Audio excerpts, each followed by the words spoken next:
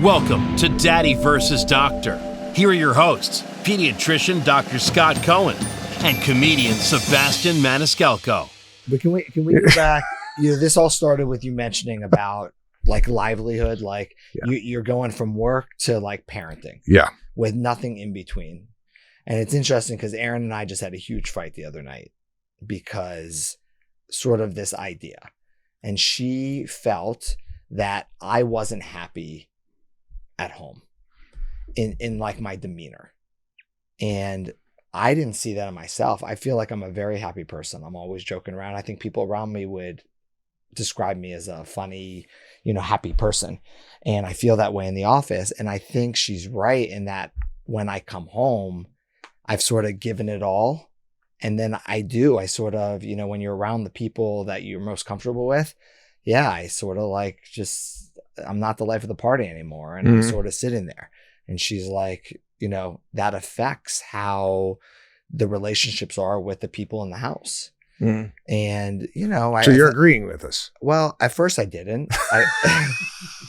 At first I was really upset because I don't see myself as an unhappy person. Yeah. But then I thought about what she said and I could see how, at work, I talk about my kids and all the great things they're doing. I talk about how amazing my wife is. I don't go home and then do it again with them. Yeah. So I can understand from their standpoint how that may happen. And she said to me, she's like, it's sort of to your point, even if you need more outlets for yourself so that when you come home, you're just as happy here as when you're doing all those other things. Because all I do is work and then I come home and do that. I don't usually do anything for myself because one, there's no time. I don't plan it, and it's just hard with our schedules. And then does Aaron have like outlets? She does. She loves to cook. Like even cooking dinner for her, she loves to cook. She's like, "Come stand with me while I have a glass of wine and cook." Enjoy. She's doing Duolingo and teaching herself Italian and French. She's like, what things do you, she's like, you like golf, go play golf with Sebastian. I'm like, yeah, well, he's like a walking corpse. Autoimmune disease. So, things like that, because if you did more of those things, I think that when you came home, you would be a happier person, which was really hard for me to hear. But then thinking about it, I think she's right. I always felt I was being selfish if I did those things because it was taken away from family time. Yeah. But it's to like what you said, it's not the amount of time you're spending, it's the quality of that time.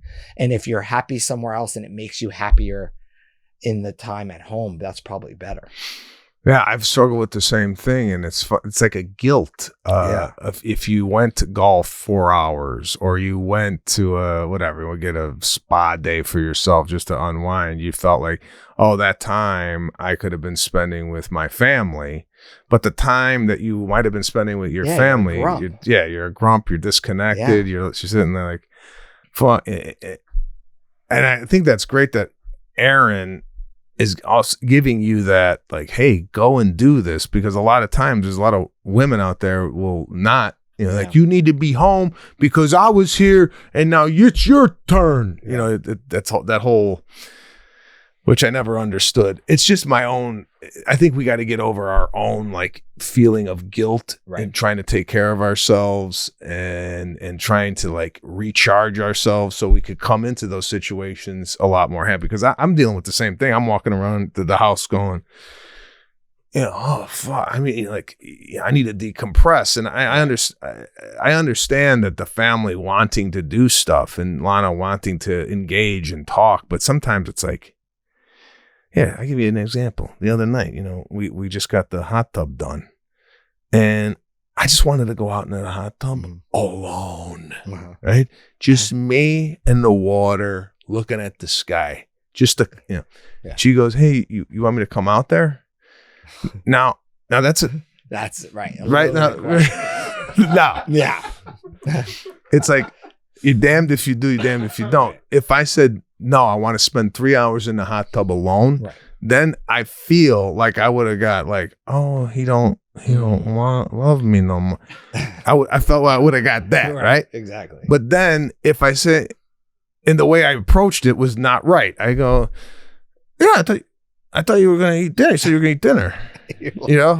Like I'm trying to like No, I thought you were going to do that. Like, you were going to, she goes, no, I'll bring my dinner out there. Oh, fuck. She's going to bring the dinner out to the hot tub?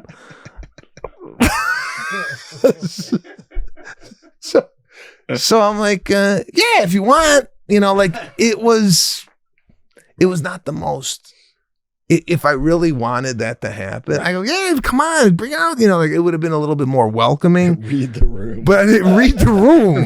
Maybe he don't, I only put the Speedo on when I want to be in the hot tub by myself. So I went out there and she came out with the dinner, the whole thing. Yeah. And she's like, so what's going on? Like, she wanted me to talk. I just like, I don't got any more. I didn't have any more left to give. Right. Because I think, like what you say, you're at the office, right? You're giving out all this energy, right? 8 hours, 8+ hours, all I do is talk. Yeah. And like, I love it. And I'm animated and I'm telling jokes and, talking about my family. Like everybody, me, I'm always telling stories about my girls and stuff. So when I come home, it's hard because they're the ones who really should be hearing that. Yeah.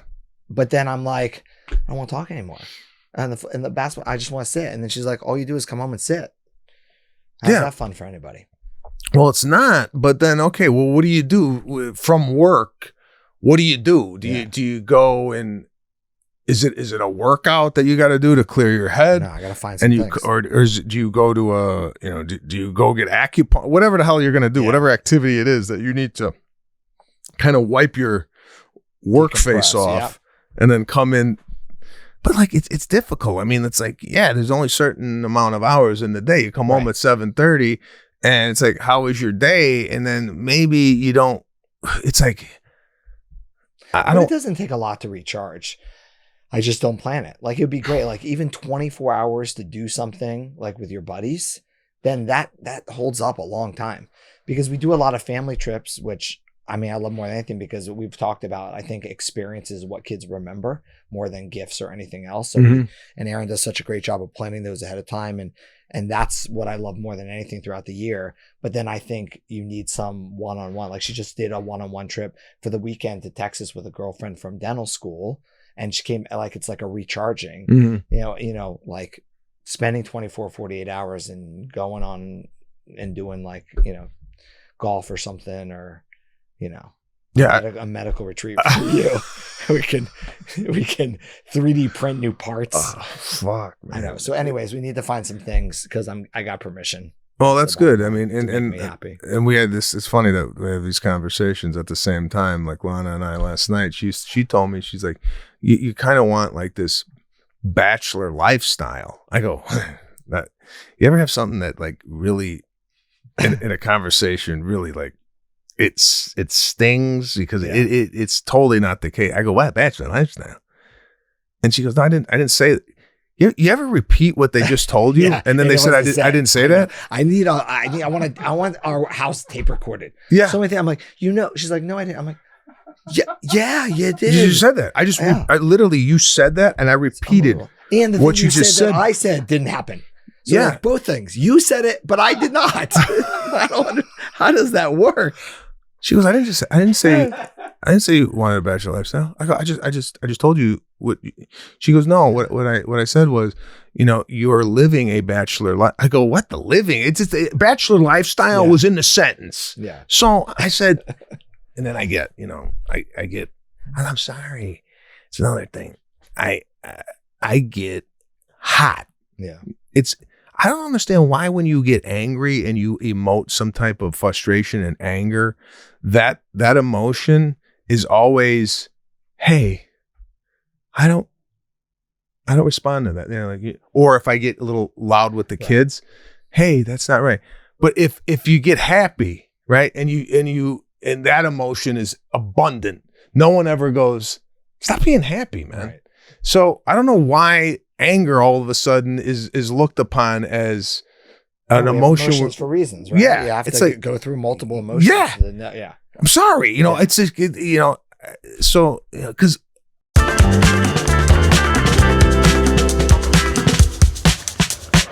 there's nothing worse than going to a doctor's appointment, expecting to be the center of attention, and then your doctor seems like they got better things to do, better places to be. Instead of listening to you intently, asking how you feel, and helping you along. Doctor's checking the clock, checking his Instagram, his TikTok. Can't wait to get out of the office. Now, on ZocDoc, you'll find quality doctors who focus on you, listen to you, and prioritize your care. ZocDoc is the only free app that lets you find and book doctors who are patient-reviewed, take your insurance, are available when you need them, and treat almost every condition under the sun. No more doctor roulette or scouring the internet for questionable reviews. With ZocDoc, you have a trusted guide to connect you to your favorite doctor you haven't even met yet. Millions of people use ZocDoc free app to find and book doctors in their neighborhood who are patient-reviewed and fits their needs and schedules just right. Now go to ZocDoc.com/daddy and download ZocDoc app for free. Then find and book top-rated doctors today. Many are available within 24 hours. That's ZocDoc, ZocDoc.com/daddy, ZocDoc.com/daddy. There's a lot here. And I'll side note it with we had a discussion on disciplining the kids. Yeah.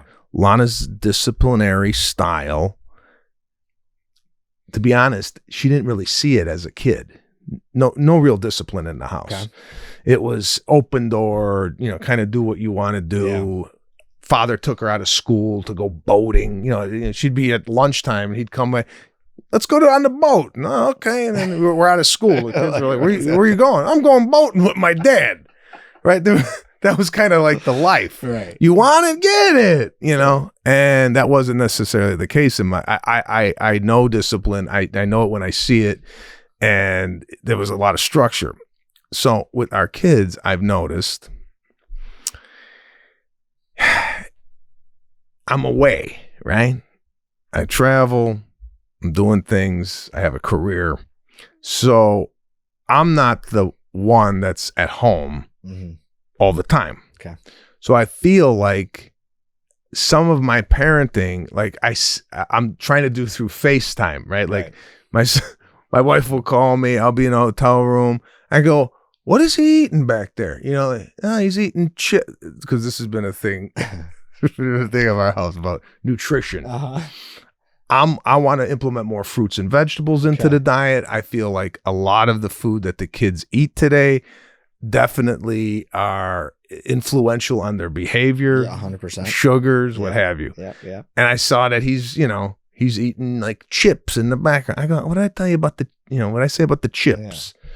And, she's like, listen, I'm at home. I'm dealing with this my way. So you got it thrown in your face too. Yeah. This just happened with me. No, exactly. Seems there's a pattern here. You don't parent as much as I do. So when you say things, it may not be worth as much as when I say them, because you're not here as much. Yeah. Which also hurts. Yeah. A lot.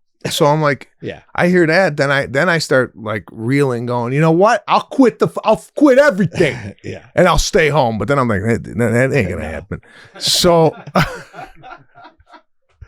I'm trying to figure out how to parent, instill the things I want to instill. But when I leave, I feel like, because I cook, right? Right. I made the kids last night. I made them some meat, some peppers, some potatoes.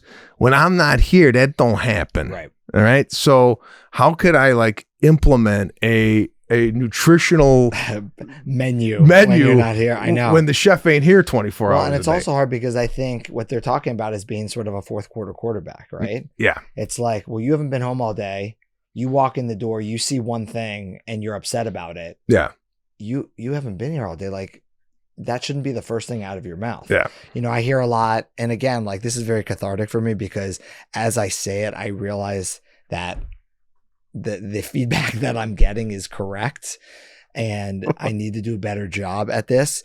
But I've been told, say 5 nice things before you say one negative thing. You don't realize you're doing it, right? It's the same thing. I've worked all day. I come home and somebody's on their iPhone and hasn't finished their homework. my first thing out of my mouth is not like, hey, honey, how was your day? What was your favorite thing today? What are you doing with friends? Like, why aren't you doing your homework?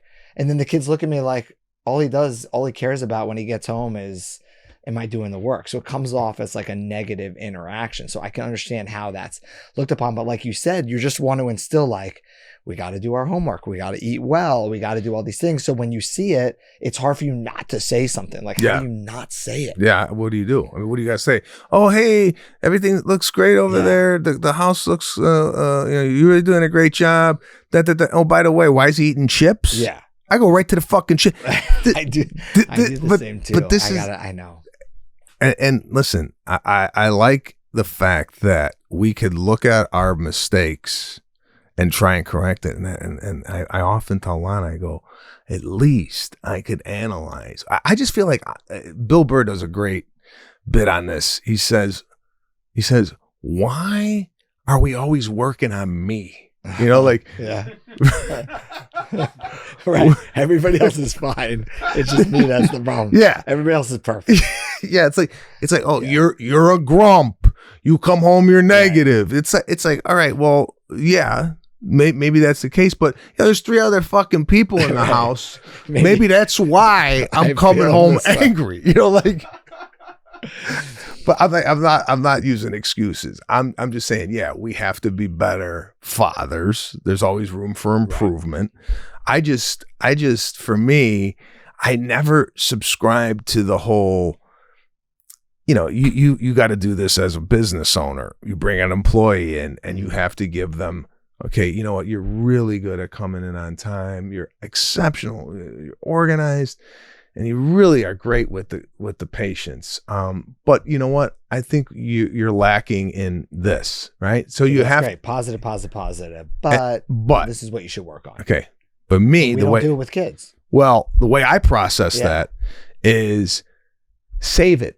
Don't tell me what I'm doing good. Because I feel like you're only telling me these things to get to what I'm doing bad. There's another good, and you could look this up and we could play this. And it's with John Hamm on Mad Men, right?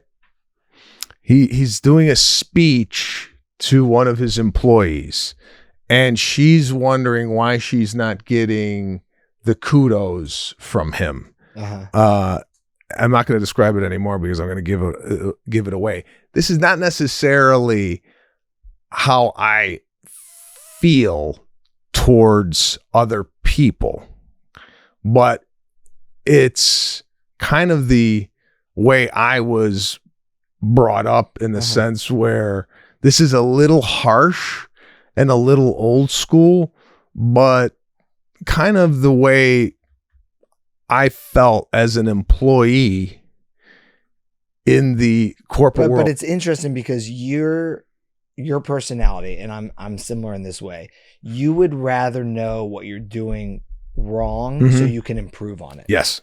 And it's funny you said that because I remember early on, I don't know if you've seen this with your girl, with your son and daughter, parent-teacher conferences. So I remember going to parent-teacher conferences and they'd start off and they're great. And all I was thinking is, that's wonderful. I think my kid's great too. Tell me what we can improve on, because the great doesn't help me and doesn't help them in school get better at anything. If everything's perfect, then why are we here? So really hit me with, you know what, we could be doing a little more of this, that, because that is helpful constructive criticism. So for me, and I think you're the same way, but I think a lot of people really just want to hear, and nowadays, the accolades of everything's great. Yeah, I felt the same way at the parent-teacher conference. I went in and I actually told them, I go, yeah, that's great and everything, but what? I wanted to know, is she saying please and thank you? Is she playing with the other kids? Well, you know, like I was like, what do we need to like strengthen? Yeah, she's sweet, she's nice, I get it, you know, but let's like, and as an adult, I don't need to hear it. I don't need to hear. And what is it? I mean, do you need to hear how great of a doctor you are? No. No, actually, again, like I want to know how to improve. But I think people nowadays, like you said, I think the workforce, there's a lot more of people wanting to hear only the positive. And when they hear negative, like, you can't say that to me. Mm-hmm. The funny part about the parent teacher conference I hear from patients is like, they'll get like years of great. And then all of a sudden they'll get called in and they'll be like, your kid's a disaster. And they're like, well, how long has that been going on for? You always said everything was great. Yeah. Like, oh no, it's been going on for a while, but it's like, no, but you could have fixed it, you know? Yeah. You know, when did the kid stab him? You know, it's, crazy. Yeah. I don't know. Maybe it's just a generational thing. Do we have this thing? Yeah. You know what? Here's a blank piece of paper. Why don't you turn that into glow coat? Are you out of your mind? You gave me 20 ideas and I picked out one of them that was a kernel that became that commercial. So you remember? I do. It was something about a cowboy. Congratulations. No, it was something about a kid locked in a closet because his mother was making him wait for the floor to dry, which is basically the whole commercial. It's a kernel. Which you changed just enough so that it was yours. I changed it into a commercial. What, are we gonna shoot him in the dark in the closet? That's the way it works. There are no credits on commercials. But you got the Clio. It's your job. I give you money, you give me ideas. And you never say thank you. That's what the money is for. You're young. You will get your recognition. And honestly, it is absolutely ridiculous to be 2 years into your career and counting your ideas. Everything to you is an opportunity. And you should be thanking me every morning when you wake up, along with Jesus. Harsh. Right? I mean, Jesus, the whole thing. But HR would be all over that. Yeah, this is the 50s, right? The 50s, right? Exactly. Well, I always thought like the pay was the reward, or like that's what the money's for, right? You know, like, do you constantly need to go around telling people you're fantastic, you're doing great? I think it's finding that balance, and knowing it's finding the balance, and knowing who you're working with. Absolutely, because I think we've talked about this. Everybody responds to a different form of achievement that they're doing their job, right? Like some people perform better when they get a raise or they get a bonus. Some people want a gift card. Some people want more free time. And there've been books written about this, and it's trying to figure out, especially as a business owner, what do people respond to that gets the success that you're looking for? No, it's difficult. You got 80 people working for you. You got to like literally go, okay, this one loves to be treated with kid gloves. This one, you could tell exactly how, you know. But I want to go back to like what you said about the parenting is that like, how do you set up that sort of framework that happens whether you're there or not, and then you don't feel like, you know, a fourth quarter quarterback. And I think it is maybe what we're talking about, finding that balance of, you know, looking at some of the positive things before we're, you know, reprimanding the negative. Especially like the food thing, to put something pediatric, you know, the food thing is a big deal right now with the types of foods and behaviors we're seeing in kids, right? We've talked about that fluctuations in normal sugar levels are one of the big reasons kids have meltdowns and tantrums and headaches, because their diets tend to be carb loaded to begin with. Add on the refined sugar. And it's not like if I check their sugar level, it'd be abnormally high or low, but it's bing, bing, bing, bing, bing. Nobody eats well or drinks well at school. So they come home, they don't get their way. It was like a 50-50 shot. Somebody's on the floor having an exorcist. Worse on weekends when they're at birthday parties, having more of the refined sugar. So we talk about like healthy eating habits, and protein helps you keep euglycemic, keeps your sugar levels flatline, keeps those behaviors better, like having a good protein snack in the morning, like you said, midday when they get home, another type of protein snack to balance out those fluctuations really help. And you know, it's just trying to figure that out. Yeah, it's difficult, especially like you said, the parties, the school. I'm shocked that the school, and I think we mentioned this on a previous podcast, the schools and hospitals in this country have the worst food. Worst food ever. You could imagine.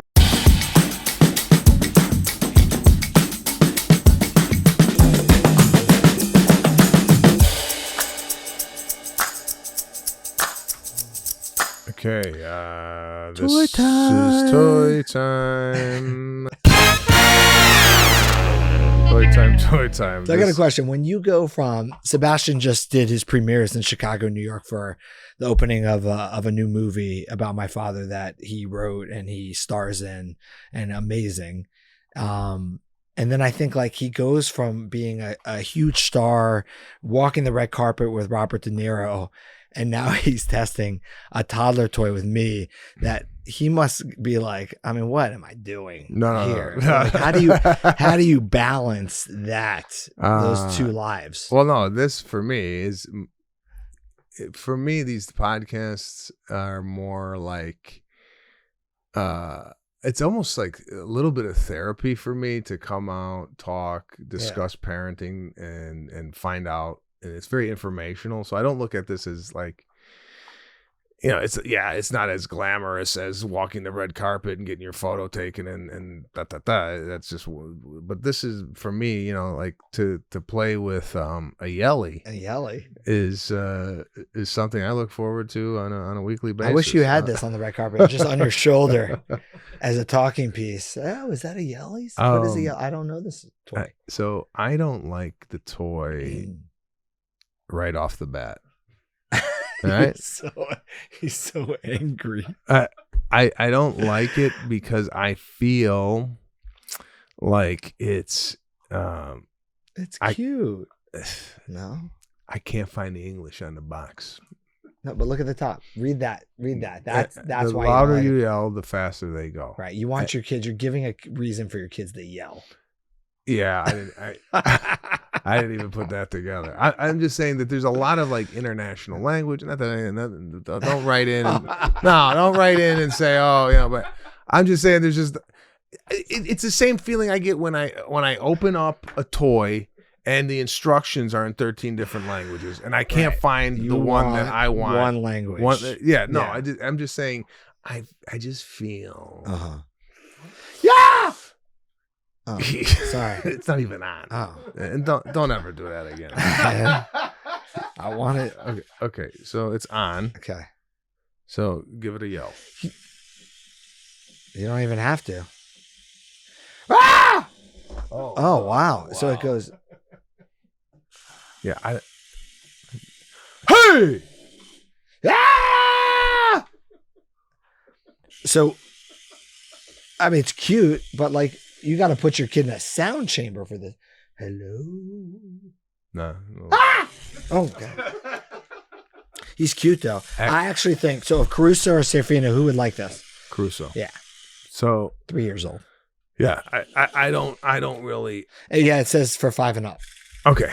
So I don't really like any toy that's going to cause a lot of volume and yelling in the house. There's enough of that already. There's a lot of yelling. And I feel like if he's yelling, but you know what? I'm going to give this to him and record it. Let's put that up there. And I think it's cute. I don't agree. Like the yelling part, the last thing I want is my kid running around the house screaming at his toy. Yeah. Like when they're playing with toys, I want them to just play with their toys. Yeah. And be quiet. That's why they're playing with their toys. Another thing, the texture of this, the hair on this thing, it's what did you like playing with? Me? You're a little bit of a curmudgeon when it comes to kids' toys. Curmudgeon? Yeah. Let's source that one. What did you play with as a kid that you liked? I played with everything. I played sports. I played with He-Men, Army Men. Okay. So those are good toys. Yeah, I mean, I didn't have a lot of toys. It was more of like activity outside playing. Yeah. And it's not curmudgeon. This is coming from a parent, not necessarily a kid. Right, yelling around the house at a toy to get it to move is a little annoying. I'll try it with Caruso. Yeah. And getting back to this international vibe on this thing, right? I just can't find the instructions in English. That's all I'm saying. There's no instructions. Turn it on, yell at it. I think that's all you need to know. All right. I'm giving this a 2 out of 5. Yeah, 2.5. I agree. The texture for me, that's that texture that is like nails on a chalkboard for me. Yeah. It makes me feel yeah. But I do want to see Caruso yelling at it. Yeah, I will I'll play with Caruso with this. We'll get it on video. We'll put it up on the site. You can check it out there. 2 out of 5. Yeah. Your kid will love it. As a parent, you will not.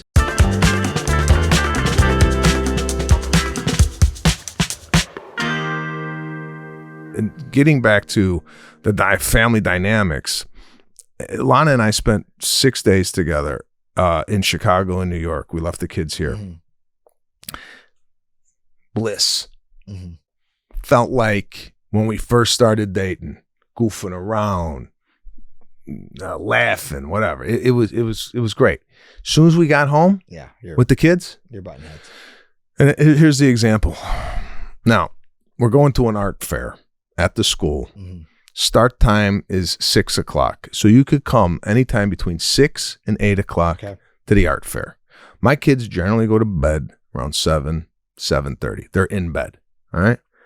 So on the way to the school, we were a little early. I decided, you know what? Let me pop off into Bristol Farm here, get some food for dinner tonight. I'm gonna make food. Okay. You're gonna make food. And here's something. How do you feel, or is there a medical take on this, or a pediatric take on kids eating a meal in the vehicle? Is this something that?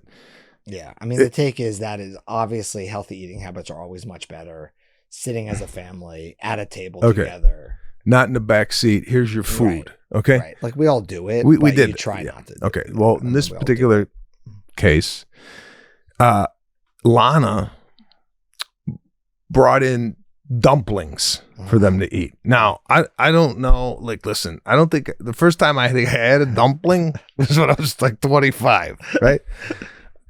We're feeding a 3-year-old a dumpling. Making him use chopsticks in the back seat. Like a veal dumpling.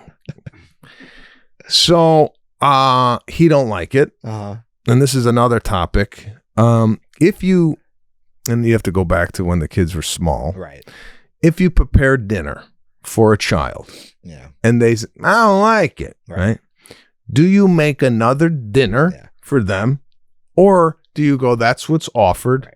And if you don't like it, then you don't eat. Yeah. What's the take? What are you supposed to do, or what do we do? You know, I think what you're supposed to do is teach healthy eating habits. You make a little variety, 3 or 4 things. You hope they eat part of one of them.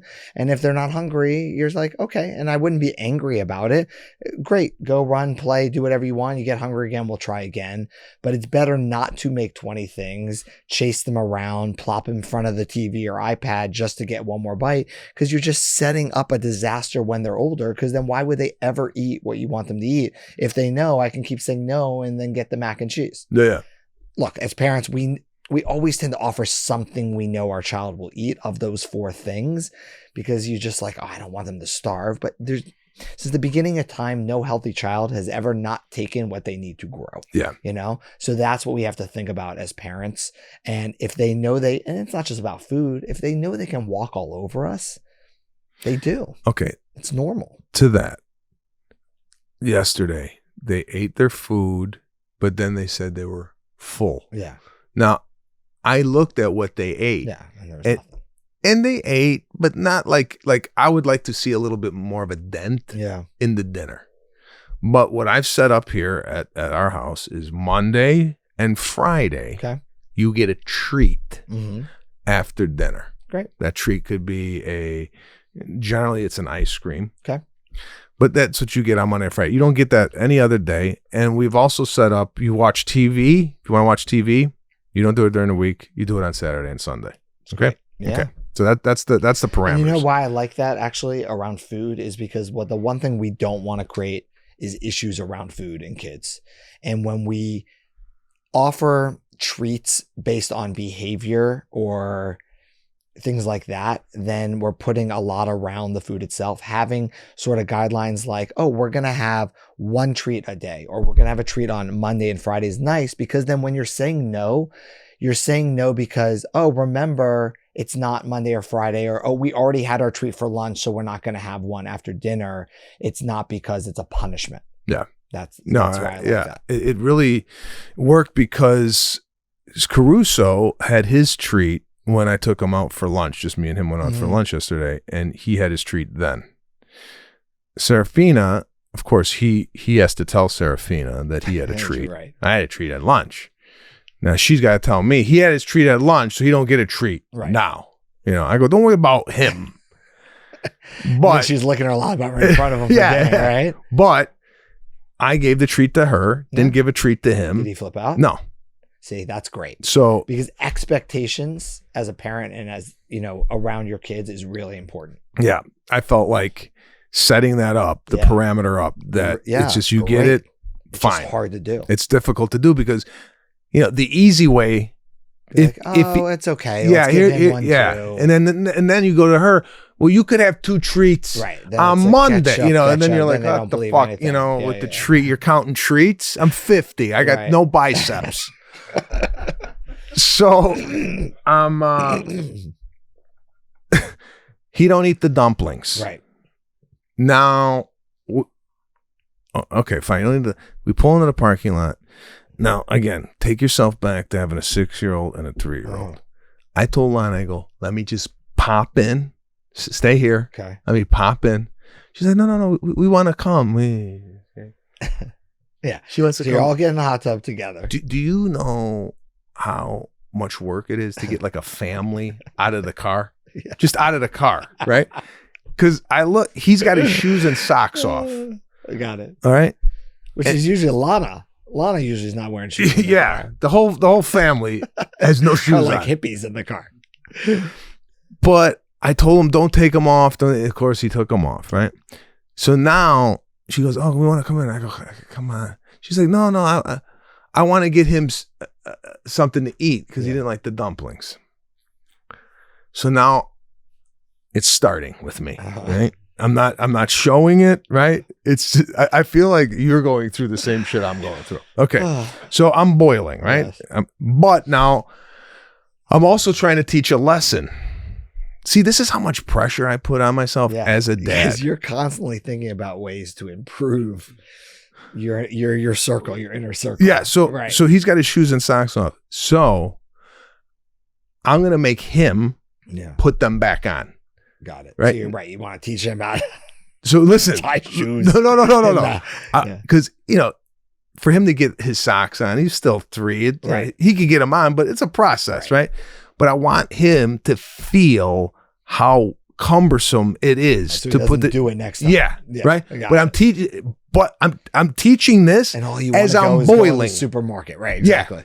So I'm boiling now. First, it was just I was going to run in and get broccoli and a steak. Now I'm teaching a lesson, life lessons, and bring the whole family in for like free samples of turkey. So I go in.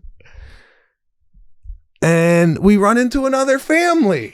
What the fuck? And they're eating sushi in the grocery store, right? They got a booth, and Serafina's like, "Oh, hi!" And now she's eating sushi with the family, right? And I go, okay. I go, let me go. So I go get the steak. I get the broccoli. I get the potatoes. I come back, right? My wife.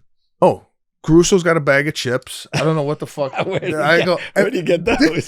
This is after this morning saying I want to get them on a nutritional path, right? He's got barbecue chips, not open yet. I go, what the fuck you got chips for? Well, I told him he could have the chips. I go, and I said, put the chips back. And she's like, so he put the chips back, and now he's crying on the floor, right? This is at the deli. with one shoe and one sock on. So you sit, you put the chips down, put your shoes on. We're not leaving. So now and then I go, what are you doing? She's, I ordered a grilled cheese. So I'm looking at the guy. He's putting the cheese on the grilled cheese. We got the art fair. This is turning into a fucking nightmare, right? She's like, I think we should get some avocado and bagels for breakfast tomorrow. I go, this ain't. Now, this is the way I'm talking. Right, this ain't a shopping thing. We got her eating sushi, grilled cheese. Now you want to get and then she goes, well, why are you always trying to control? This is in the middle of the grocery store. Why are you always trying to control things? Yeah.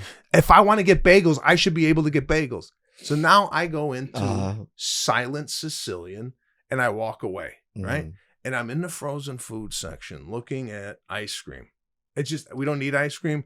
I'm just sitting there and I'm wondering how the fuck did I end up in the frozen food section with a steak, potatoes, and asparagus. And it turned into a whole thing. But in my head, right, was I wanted to get to the art fair early so it wouldn't extend past their bedtime, because I know as soon as it becomes 7:30, they get crabby, right? And that's a whole other scenario. So I'm not looking at what we're doing. I'm looking at where we're going to be. What's going to happen at 9 o'clock, at 10 o'clock, and how this is going to affect my night. Where Lana is just in the moment. Right. It's okay. We're at the grocery store. It's fun, which I get. But also, it's like, I know. I think, both of us need to work on. But again, it's like we have to work on ourselves, right? How come when everybody else does it, it's okay? If I did the same thing and other people didn't want that to happen, right, it would not be okay. But it's hard. I agree. I have to look at situations like that sometimes and be like, who cares? I got to do a better job at that. But I perseverate like you, like in my head, and it's my ADD. Like I'm thinking like, they don't need that now. That wasn't the plan. We were going here. Why can't we do that? Wasn't your plan. It wasn't right. Right. And the funny thing is, and we'll bring it full circle, why maybe we have to say who cares is there's been many studies on this, and more recently that, did you know, our kids' future success has more to do with the people that they hang out with, their friends' parents, their teachers, their mentors, than us. So maybe what are we doing? None of this matters. Exactly. I read that and I was like, God, I just gotta. Yeah. What did it say? No, we're molding it, but it's like they're spending. Think how much time, hours of the day they're spending with other people other than you. Right? Yeah, but I'm trying to combat that because I don't know what the fuck is going on outside. Like, I don't know. Let's say Serafina was at someone's house yesterday for 3 hours, right? And Lana's like, she's gonna go to the house, and I was a little like, who are they? Number one, Serafina was gonna go in the car with the mother. Yeah. Now I'm thinking, all right, what's this? Is this mother on fentanyl? What's her problem? Right. Does she text and drive? You have all to think about all this shit, right? Yeah. Lana don't even think about this stuff. Yeah. I'm pining over this, and now I'm the asshole because I'm like, I don't know about this. It's okay, let her go. My fear is I'm gonna go against my gut feeling, God forbid, and then something happens. And I go, fuck! I told you this woman was. But look, there's obviously huge genetics, innate genetics, and they're going to be a certain way because the genetics of it. But I think that there are different pathways, and you see this, right? You hang out with the kids who don't care about their grades and want to sit on the corner smoking cigarettes. You're more likely to do that. You hang out with kids who are overachieving and you're trying to compete to get better grades than them and do those things. It can push you in one direction or the other. Your environment around you, right? And look, the schools we choose, the places we live, a lot of that has to do with who you're surrounding your kids with. It's like you said, family members, like, who do you want them hanging out with? Well, I mean, that study is an interesting study, and Alana would be interested to hear that the kids are being more affected by the external factors, whether it be teachers, coaches, what have you. And I guess it's just us putting them in those environments where they're going to be able to excel. It's just I admittedly have to relax. All right. I am. Yeah. I look at hanging out with the family as I'm always trying to do teachable moments, and with that comes a lot of stress for me. And that's why I was in the frozen food section looking at popsicles, trying to figure out how the fuck I went from the red carpet with Robert De Niro to the frozen food aisle looking at drumsticks, right? And wondering, what am I doing? No, exactly. Because we don't want to be stressful on our kids. But I do the same thing. I think about, I want them to be better than I was in every situation. And I guess the way not to do it is to shove it down their throat. Oh my God. I think this is why we do the show. I mean, this has been so cathartic for me because otherwise I'm sitting at home pining over like all these things. I've had my tongue up to the roof of my mouth for the last hour, making you can't do it when you talk. My jawline more robust. Well, it's funny. And it's funny just hearing Patrick kind of laugh in agreement or laugh in relatability because you're paying him yeah. Laugh now. Yeah, exactly. Laugh now. Exactly. No, it's like You're doing a great job, Patrick. For me, it's, and you're talking about, again, a lot of fathers, I think, like Going through you, this. after talking to Aaron, you're sitting there alone thinking you're the only one, right? This is the only. I'm thinking we're getting a divorce. Yeah. I mean, we've been together like 30 years and it's been a great ride. But and how am I going to tell the kids? Yeah, and in the same house, literally 3 miles away from you, I'm in my house, literally having the same conversation, thinking, "What the hell's going on? Yeah. This ain't working. We got to change it up." Yeah, right. He's sitting there going, "Yeah, to get the kid out of the car, it's a monumental task." And I think everybody's going, like you said, going through these moments. And at the time, in that isolated instant, you think you're the only one that's having a problem with it. But I feel like, especially with dads, because the mom groups and the texting that goes on, right? They can all talk about it in real time. We just like fester until eventually like we explode, and then when we do, it's our fault. Yeah. Like for feeling that way. And it's like, well, all I've been doing is working and now I'm really angry. Yeah. So it's like, it's like work anger. That's kind of like the pattern. And I just saw one of Lana's texts to her girlfriends, right?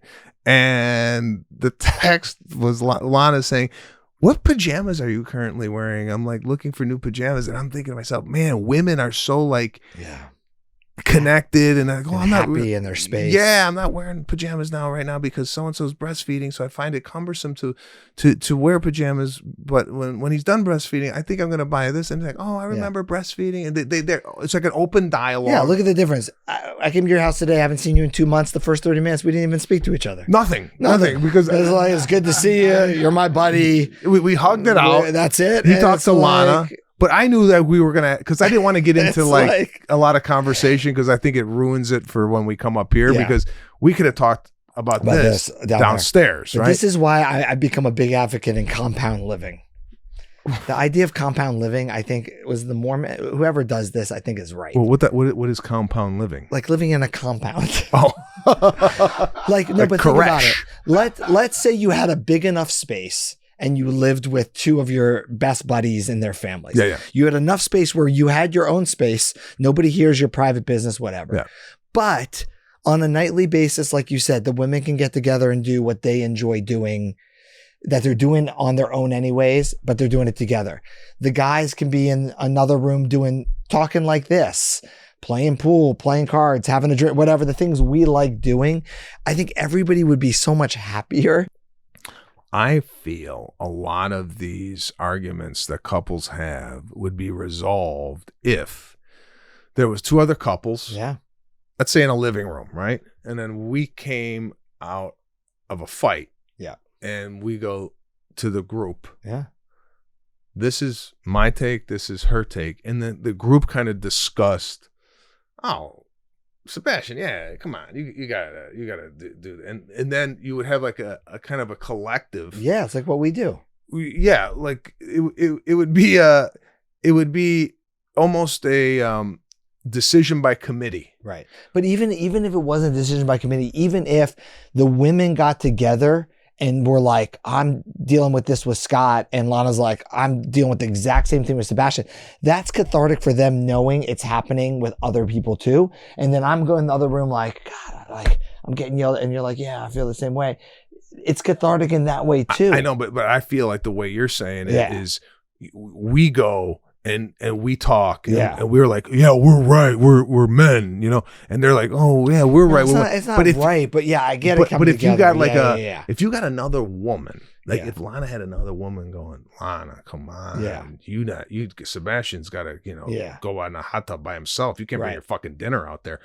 Then she would feel like, I feel like if it's not coming from me, right, and it's coming from another mother, it would sink in more. Yeah. But has that happened? This has happened to us a lot, and it's happened with you guys. It's happened with other good friends, that when you're at dinner with couples that you're really good friends with, all of a sudden one couple may start like airing it out in front of you because they feel very comfortable with you. And then it becomes a discussion and actually is like really awesome by the end because it's like, all right, everybody's happy now. Yeah. No, I feel like, instead of going to bed with this kind of residual anger or frustration you had for a conversation, if you were able to like call somebody and talk it out, you would be able. We do that. Yeah, we've done Zooms like this with the four of us. So I'll convert this to a bunk room. I'm coming up, sleeping in here.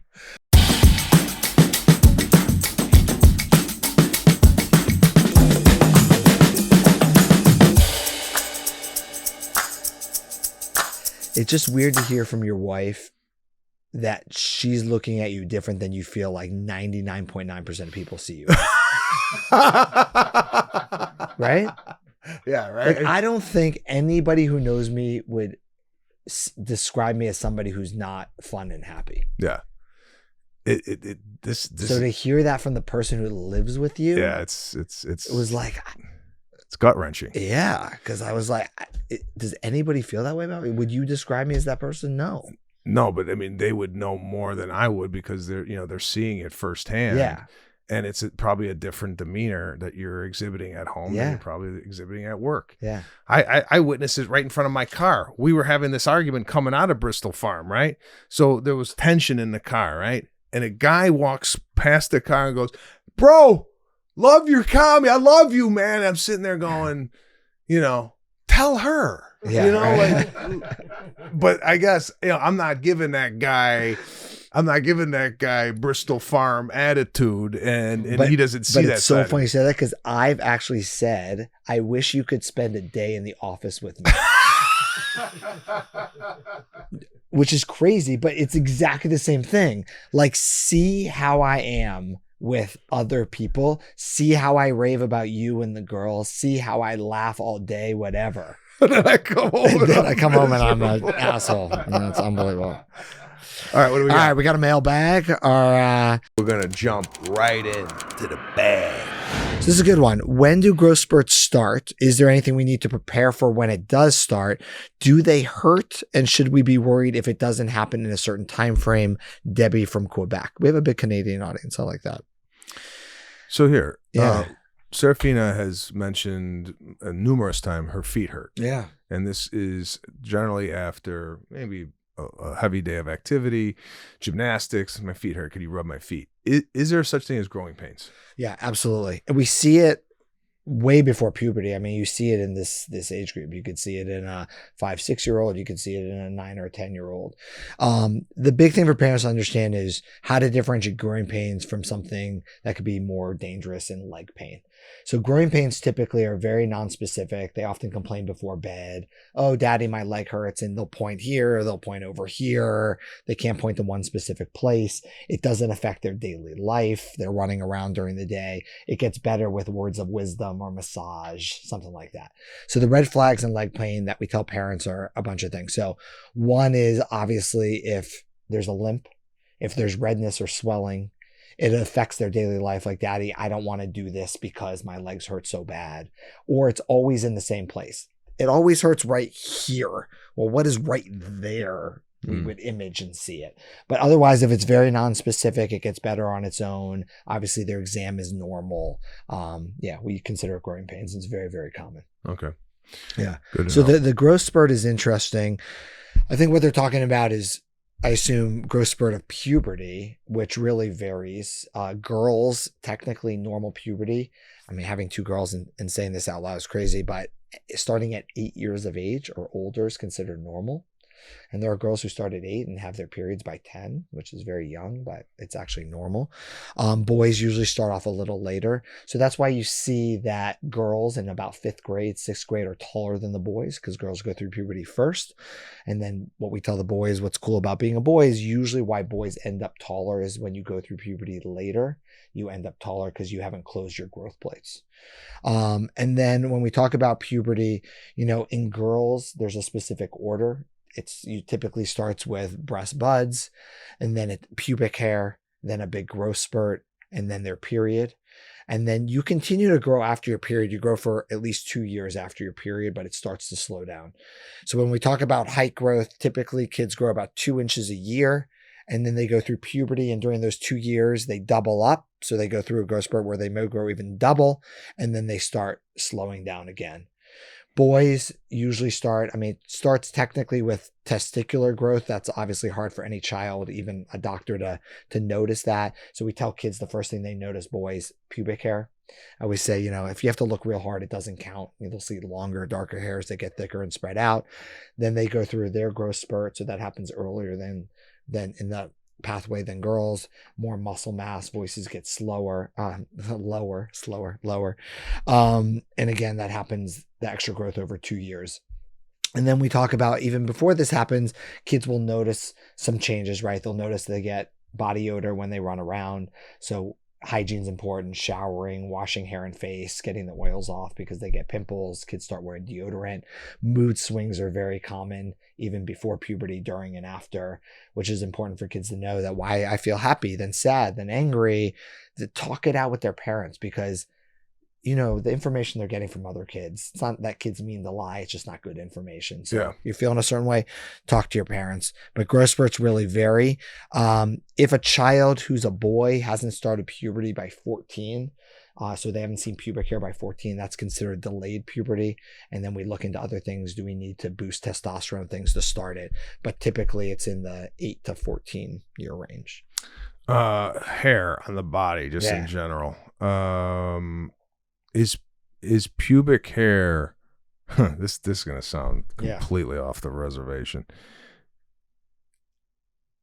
Is there, I know guys, no chest hair. Yeah. Right? Is there an instant where a kid doesn't have pubic hair? No.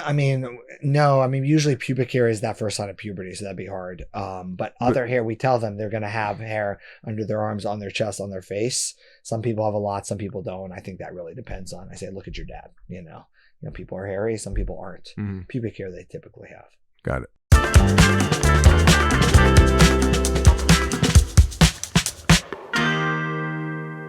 What do we got here? I can tell you, man, as soon as I saw Apple, I'm not a big fan of Apple snacks. Berry, yes. Yeah. Apple, no.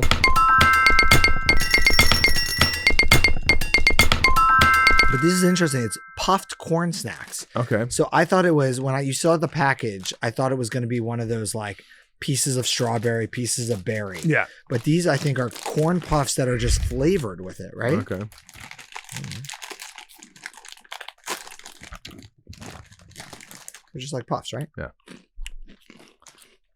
Flavored air. For what? Like flavored air. Flavored air. So again, I don't think this does anything. Is it good for them? Is it bad for them? Does it matter?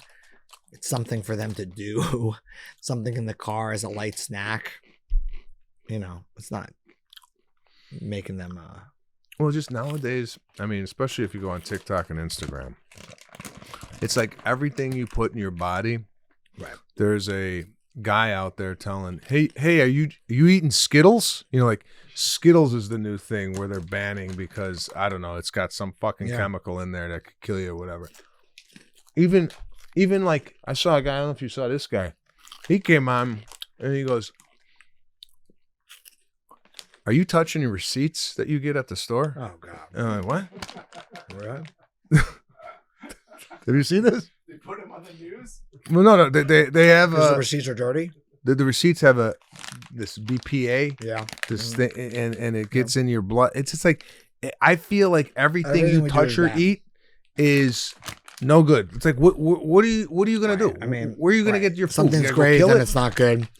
You know what? These have the texture of pirate's booty. Yeah, it's basically pirate's booty, but instead of cheese, they flavored it a little with things. Great, better than Doritos, better than whatever. It's fine. You know what? They don't taste great. Yeah, they don't have a real big flavor to it. I'd rather, for me, and I'm guilty of this. Believe me, my kids eat pirate's booty. They eat. Yeah, I think everything in moderation is fine. I know, but I feel like Italian kids that live in Italy. They're not eating this No stuff. processed stuff. No. I feel like Italian kids for a snack have like a little burrata, or they have a little salami, veggie, a little charcuterie. Yeah, plate. I feel like those types of snacks. But real food, it fills you up Real better too. food, yeah. This is literally like flavored air. So what happens is you eat it, you're still hungry. Yeah. So it doesn't do anything to curb your appetite. Like we just chowed a bag and I could still have a lunch. Yeah, and I think it sets up.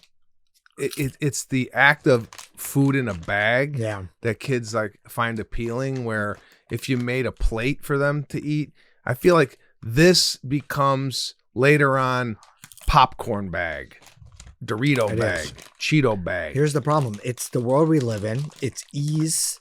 It's immediacy. I remember growing up, there was one boy I played with. When I went to his house, only person ever growing up, when we went to his house after school, the mother always had a plate of cut up veggies, cut up fruit, huge platter. So whenever you're at his house, the whole time you're there, you go in, carrot stick, apple, whatever. It was amazing. If you went to anybody else's house, you grabbed a bag of something, right? To do that plate of fruit and veggies, it takes work. It's a lot of time. It's shopping. It's whatever. But you ate it just as easily as the other thing. It's just whether it was there or not. Yeah. It's finding ways to get kids to see it and be out there for them, as easy as it is to grab a bag of chips, which we don't because we get lazy. No, I agree. And that platter is 10 times more expensive than it is. Than this. And it's horrible. And it goes to waste. And then what do you do? So yeah, here's the bag. It's whatever, 40 cents. You don't want to have half of the bag. We throw it out. No big deal. But I think you got to start young. Like you said, I think in a lot of these countries, because the kids don't have access to this early on, they're eating different foods. And so those are the ones they're craving later. Yeah. Our kids early on are getting bags of stuff. So it's like, well, I'm not going to have a carrot stick. I can just have a bag of Pirates booty. Yeah. And that's why we have a problem in this country. And result, you see these obesity. kids walking around that look like tanks. I mean, it's ridiculous. I mean, yeah. And like, we talk about this, calories, 35 calories and what's in it. How do you, what does that mean? Does it really matter? And something small like this, probably not. But to your point, eating something real is always going to be better than a bag snack. Yeah. But I don't mind it, on the go, it's fine. Yeah. On the go. Compared to anything else. I'm guilty of this. 3 out of 5. And 10-month-old, what do you do on a go for a 10-month-old? There's not much you can give them, right? You'd have to make little things of purees and finger foods. So yeah. All right. There you have it. I like it.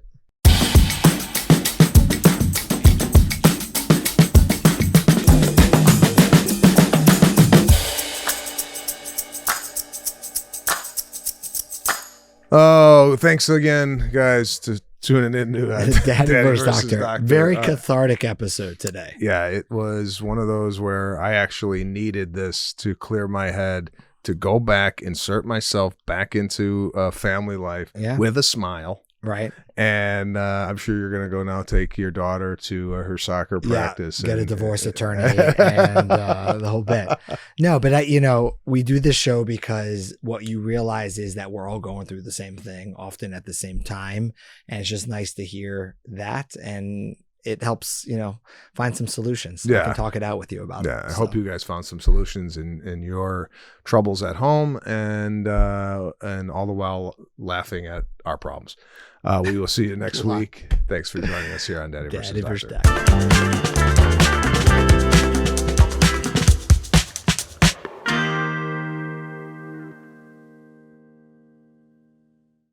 The opinions expressed in this program are not intended as professional medical advice, as a diagnosis, as a treatment protocol, or as a substitute for professional medical advice from your physician. Please consider your own medical history and consult with your own physician for your specific healthcare and/or medical needs and about your concerns for yourself and your family.